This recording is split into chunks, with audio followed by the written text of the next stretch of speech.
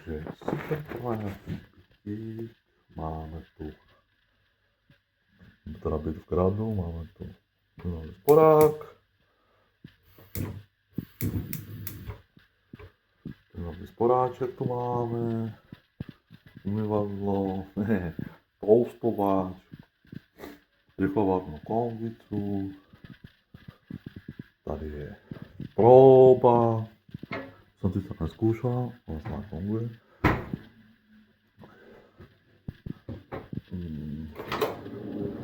Mikrovlnná próba. Lednička. Mrazákoš. Ale sice výhled není nic moc, ale nevadí. Potom to má aj elektrické ovládání rolet, což je úplně bezvadné.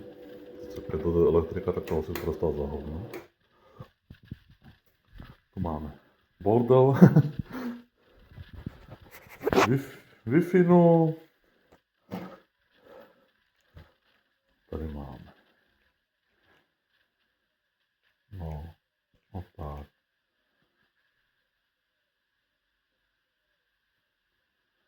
No televizor nám jak si nespolupracuje s onem. To trvá.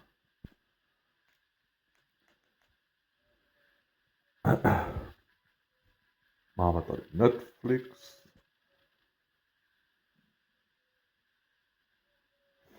Tomu to chvilku trvá, než nahladí.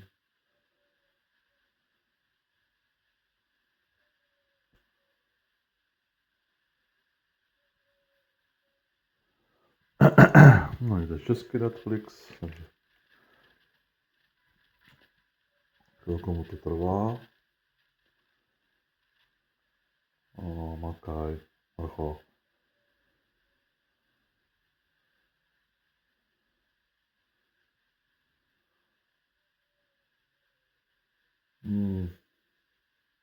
To mi asi nechce. Já na to se podívám, někde snad naskočí. Takže Netflix by to měl být hypoteticky. No už nám frčí Netflix. Tam mám svůj Netflix nahozený.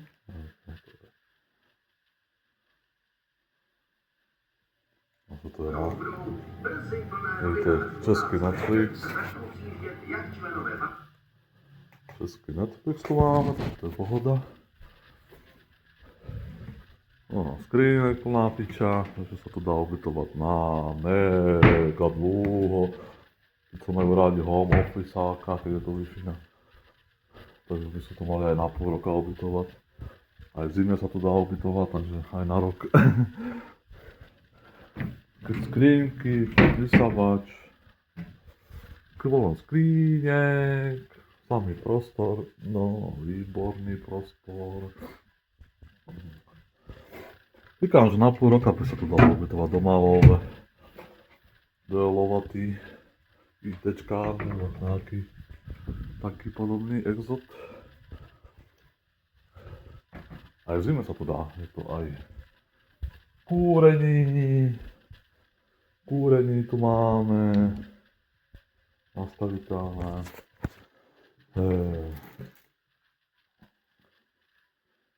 Klimatizácio.